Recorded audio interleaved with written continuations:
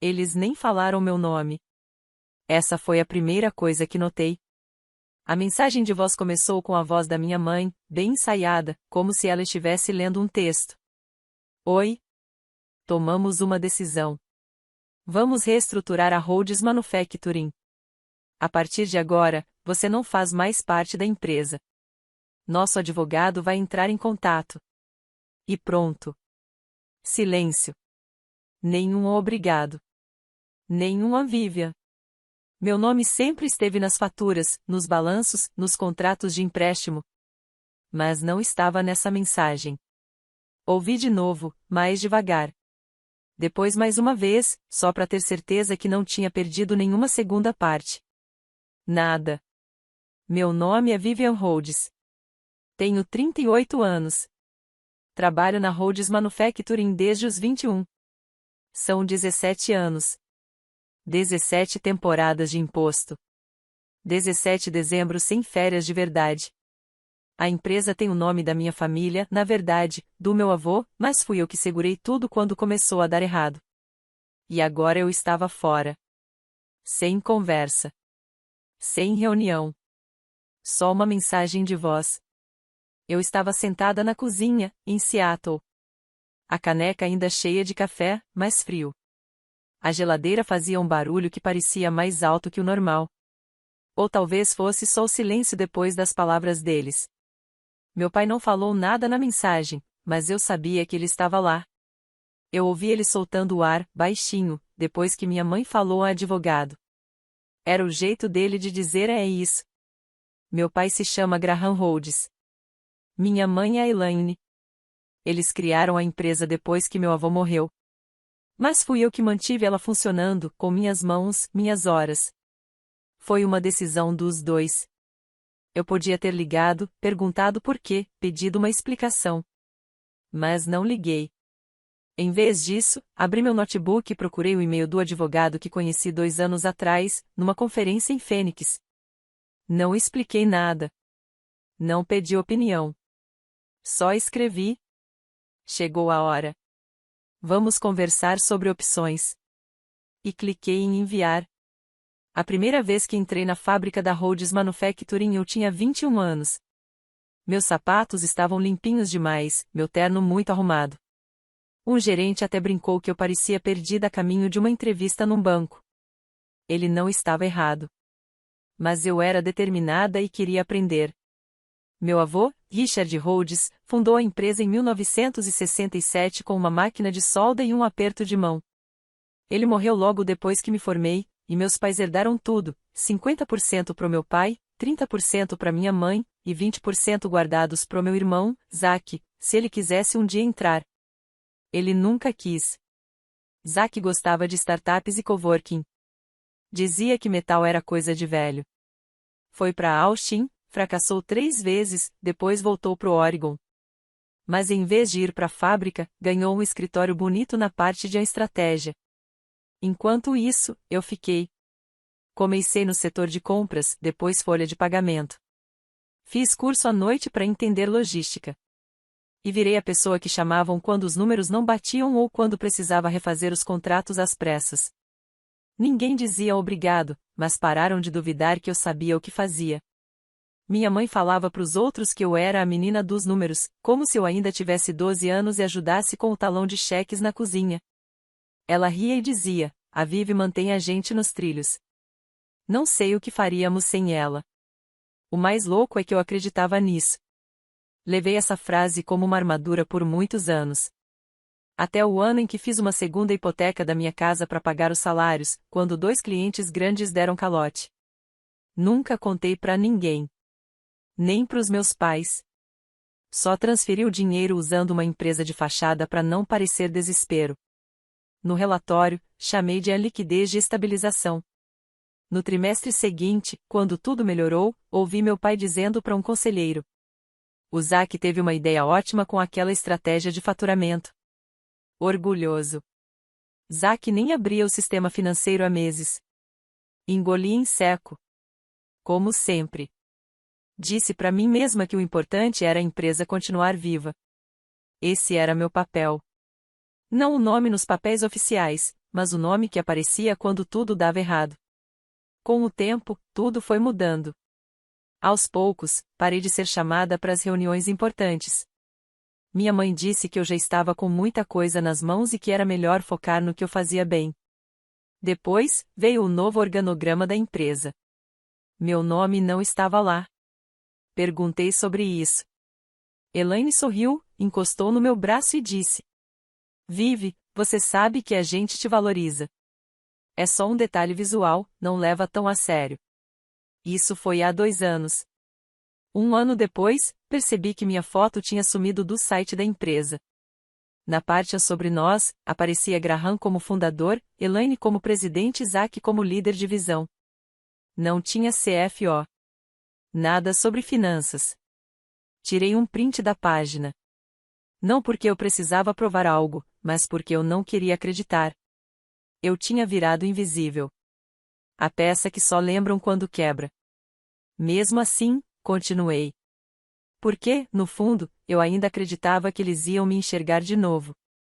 Que todos os anos em que segurei a empresa iam valer alguma coisa. Que, talvez, sangue ainda significasse pertencer. Mas não foi tudo de uma vez. E é isso que machuca mais. Não teve briga. Não teve gritos. Foi uma exclusão devagar.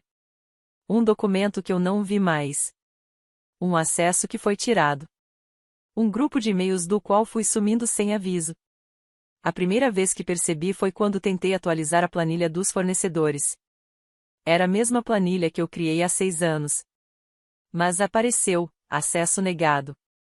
Achei que era erro. Mandei e-mail pro Ozaki. Ele respondeu: sim, mudamos o fluxo de trabalho financeiro. Tá tudo certo. Pedi para ser incluída. Nunca fui. Algumas semanas depois, meu crachá não abriu a sala de reuniões do segundo andar. Minha mãe disse que o sistema tinha mudado, que ia ver isso. Ela nunca viu. As partes da empresa que antes passavam por mim começaram a andar sozinhas. Mais rápido, mais bagunçado. Mas ninguém ligava. Depois veio o pacote anual para os acionistas. Dessa vez chegou atrasado. Veio impresso, não por e-mail. Faltavam documentos. Os gráficos estavam diferentes. Tudo parecia mais bonito, mais otimista. Eu reconheci o estilo do Ozaki em cada frase. Mas o que mais me doeu nem foram os números. Foi o final do relatório. As assinaturas. Elaine, Graham, Zaki. 3 nomes. O meu não estava lá. Olhei os documentos oficiais. Minha parte ainda era 40%. Mas nos memorandos, nas propostas, nas reuniões, eu não existia mais. E dessa vez não tinha geladeira fazendo barulho para abafar. Só silêncio. Só espaço vazio onde antes eu estava. Eles não falaram nada. Não brigaram comigo. Só me deixaram de lado, até eu virar ninguém. Pensei em confrontar a Elaine. Pensei em dizer: Você me disse que eu era a cola que segurava tudo. Mas aí encontrei o PDF do documento de reestruturação. Aquele enviado pro jurídico. Eu não devia ter visto. No final, nas assinaturas, estava escrito: Iniciado por Elaine Rhodes, presidente, mãe. A mesma mulher que um dia me abraçou quando chorei por causa de um trimestre ruim. A mesma mulher que disse: Vive, a gente não conseguiria sem você. Ela assinou o papel que dizia: Não precisamos mais de você. Eu não respondi. Nem o pacote. Nem o e-mail do Zaki. Nem a mensagem de voz. O que eu poderia dizer? Vocês me esqueceram? Eles não esqueceram. Eles me apagaram. E isso é diferente. Fiquei alguns dias esperando, no automático. Esperando que alguém ligasse, perguntasse se eu estava bem. Dissesse que foi um erro, que iam arrumar tudo. Ninguém ligou. Ninguém arrumou. E foi aí que algo mudou, bem quietinho. Não como uma tempestade. Mas como uma porta se fechando atrás de você. Sem barulho. Só o ar mudando. Abri o antigo e-mail do Gmail. Era de 2 anos atrás, da conferência chata em Fênix, num hotel mais chato ainda. Mas foi lá que conheci uma advogada, Janete Lin, de um escritório que cuidava de empresas em transição, principalmente quando envolvia a venda de partes da empresa. Trocamos cartões. Não foi nada demais, mas eu guardei o contato. Escrevi uma mensagem curta, com só 5 linhas. Sem drama, sem explicações. Janete, estou pronta para conversar sobre minha parte de 40% na Rhodes Manufacturing. Aconteceram mudanças internas. Me avisa um bom horário para falarmos. Vivi em Rhodes. A resposta dela veio em menos de 1 hora. Entendido. Vou colocar nossa equipe em contato. Começamos com uma diligência silenciosa. Sem alertas. Aquela frase ficou na minha cabeça, diligência silenciosa. Era como uma nova língua que, de repente, eu sabia falar. Enquanto eles me tiravam da empresa por trás das cortinas, eu preparava outra coisa. Não era vingança. Nem justiça. Era uma saída, mas do meu jeito, não do jeito deles. Comecei a juntar documentos. E-mails, comprovantes, transferências, relatórios do QuickBooks, backups. E os empréstimos pessoais que fiz e que ninguém sabia, só para manter a empresa viva na pior fase. Tudo que fiz e que nunca apareceu nos relatórios. Eles achavam que eu tinha esquecido. Mas não esqueci. Imprimi tudo. Organizei em pastas. Coloquei etiquetas, separei por anos com cores diferentes. Levei dias fazendo isso. Trabalhei à noite, só com a luz da mesa ligada e o barulho da chuva de Seattle na janela. Eu não estava com raiva. Eu estava focada. Era como se eu estivesse finalmente colocando tudo no lugar, não por eles, mas por mim. Janete e a equipe dela analisaram tudo. A gente conversou sobre como fazer a venda da minha parte de forma limpa, segura e discreta. Não contei para ninguém. Nem para os amigos. Nem para minha assistente no trabalho. Eles resumiram 17 anos da minha vida numa mensagem de voz. Eu ia transformar esse silêncio em algo caro. A gente não se encontrou numa sala de reunião. Foi numa mesa de canto, num restaurante calmo em Bellevue, do outro lado do lago de Seattle. Sem logo, sem papelada na mesa. Só uma conversa com chá e um aperto de mão no final. O homem que me encontrou se apresentou como Daniel Meyer.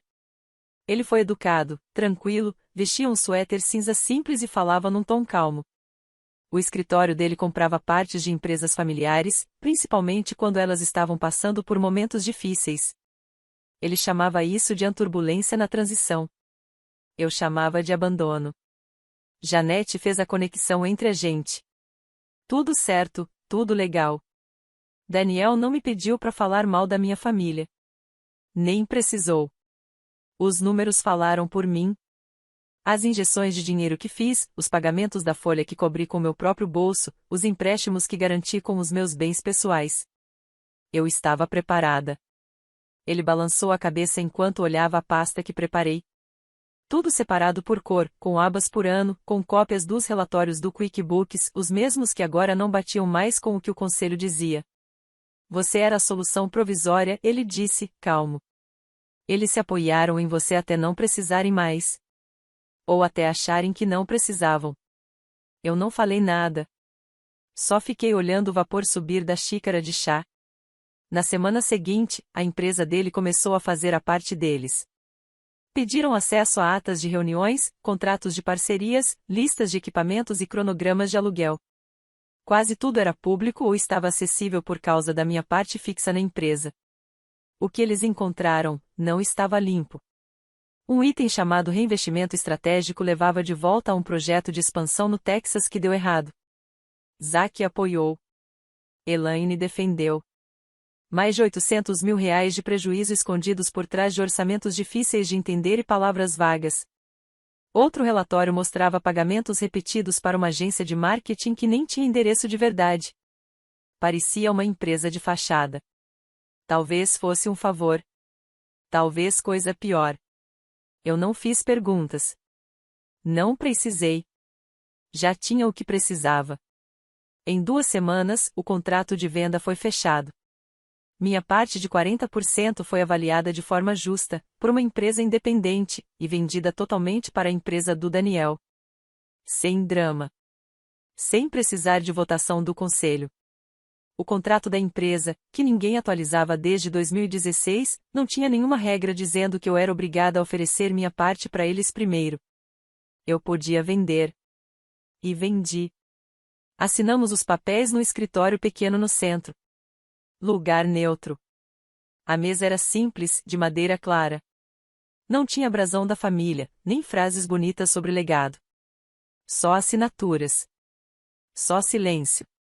Quando o dinheiro foi liberado, Janete escreveu meu memorando de saída. Nem li 2 vezes. Em vez disso, abri a mensagem de voz original da Elaine. Ouvi tudo, do começo ao fim. Vocês vão ouvir do nosso advogado. Era para ser um aviso. Para mim, virou uma porta. Encaminhei o áudio para minha pasta de arquivos. E escrevi um último e-mail. Transferência final concluída. Todas as comunicações devem ser feitas com o conselho. Sem abraços. Sem despedidas. Só o fim. E, pela primeira vez em 17 anos, fechei a pasta da Rhodes no meu computador e não salvei as alterações. A primeira ligação veio às 6h12 da manhã. Deixei tocar. A segunda eu silenciei. Quando terminei meu café, já tinham sido 16 ligações perdidas. Ao meio-dia, 47. No dia seguinte, 72. Zack tentou todos os meus números. Meu celular tocava sem parar. No escritório, no pessoal, até no número direto da Janete, que, claro, não atendeu. Zack deixou várias mensagens de voz. Cada uma mais desesperada que a outra, falando tudo atropelado. No terceiro dia, atendi. Não porque eu quisesse, mas porque fiquei curiosa para ouvir o pânico na voz dele. Vivien. Vive, você tem que desfazer isso. Por favor. Você não tá entendendo o que tá acontecendo. Ele falava ofegante, com barulho de passos no fundo, andando pra lá e pra cá. Eles congelaram tudo, ele disse. O investidor. O comprador. Eles pediram uma auditoria forense. Estão dizendo que tem coisas erradas, Vive. Estão olhando tudo, linha por linha. Fiquei em silêncio por um segundo. Depois falei bem calma. Isso parece só uma auditoria normal, Zack. Ele fez um som estranho, uma mistura de riso e soluço. Você não tá entendendo. Eles estão voltando anos atrás. Já viram os relatórios do Texas, os contratos com fornecedores, até os documentos que a mamãe assinou sobre a reestruturação. Eles acharam coisas, Vive, coisas que parecem ruins. Ou que são ruins? Perguntei, ainda com a voz calma. Ele não respondeu. Você tem que nos ajudar, ele disse, enfim. Tem que falar com eles. Eles te escutam. Diz que tá tudo certo. Que a gente tá limpo. Eu não posso fazer isso. Por que não? Me encostei na cadeira. Porque vocês disseram que eu tava fora. Silêncio do outro lado. Disseram que eu ouviria do seu advogado, continuei. Mas quem ouviu foi o meu comprador. E agora ele é o novo sócio, e tem perguntas que eu não preciso mais responder. Vive, a voz dele estava embargada, não era para ser assim. A mamãe não achou que você realmente. Realmente o quê? Ele ficou quieto por um segundo. Sair de verdade. Não assim. Não vender sua parte. Não para eles. Fiquei esperando. Você devia ter lutado por isso, ele disse baixo. Isso me fez parar por um momento. Ele soou quase honesto. Quase o mesmo garoto com quem eu dividia picolé na copa depois da aula, antes da gente virar essas pessoas distantes, cheias de cargo. Você queria que eu lutasse, falei, para depois você me perdoar por ter perdido, né? Ele não negou. Ali estava. O plano. Eles iam me apagar. E se eu reagisse, iam fazer parecer que eu estava descontrolada. E se eu ficasse quieta, iam achar que eu ia voltar pedindo para entrar de novo. Mas eu não fiz nenhuma dessas coisas. Saí pela porta lateral. E tranquei ela atrás de mim.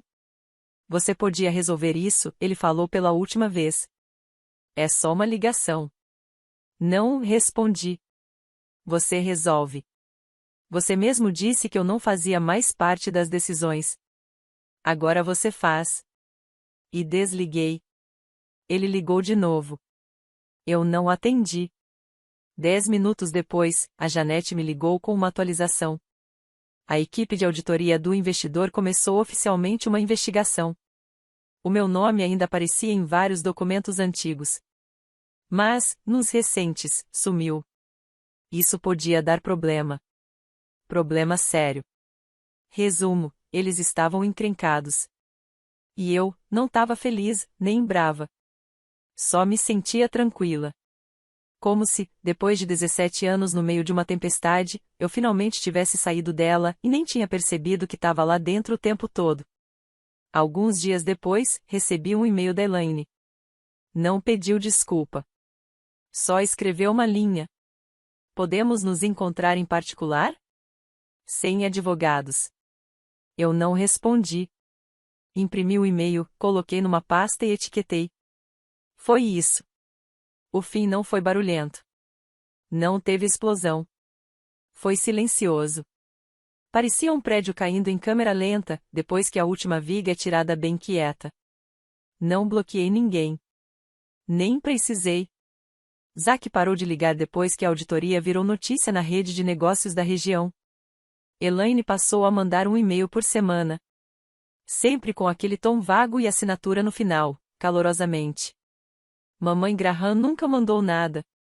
Encaminhei tudo pro escritório da Janete. O assistente dela respondia com mensagens automáticas. Nunca mais vi o conteúdo desses e-mails.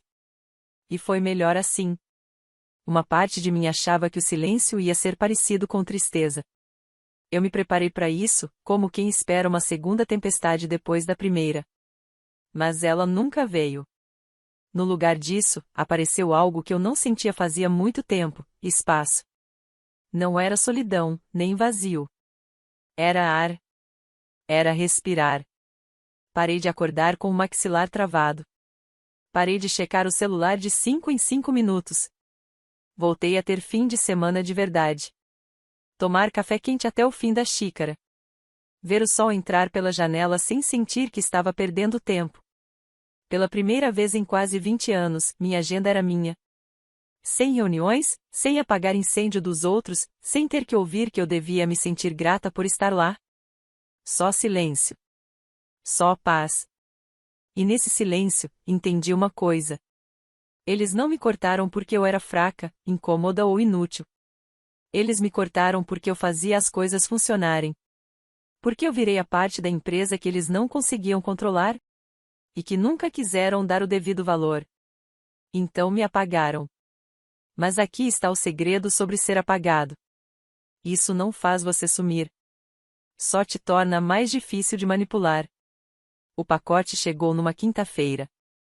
Sem remetente, sem bilhete. Só um envelope marrom com meu nome, escrito com a letra da minha mãe. Dentro, um porta-retrato. O mesmo que ficava na mesa da entrada, no escritório da empresa. Na foto, estávamos todos em frente ao antigo galpão. Isaac, Graham, Elaine e eu. Todos sorrindo, como se a gente tivesse construído aquilo junto. Na época, eu acreditava nisso. Mas agora, olhando de novo, vi o que antes não via. A moldura tinha uma lasquinha nova no canto. O vidro tinha uma rachadura bem fina, que passava bem no meu rosto. Não estava quebrado de propósito. Parecia só desgaste do tempo. Como se o próprio tempo tivesse tentado me apagar da imagem. Eu não consertei. Não pendurei. Nem deixei na mesa. Guardei numa gaveta. Fechei. E com isso, fechei a última porta que ainda estava aberta. Sem raiva. Sem drama. Sem precisar de mais explicações. Eles disseram: Você está fora. E eu só respondi: Entendi. Tá bom.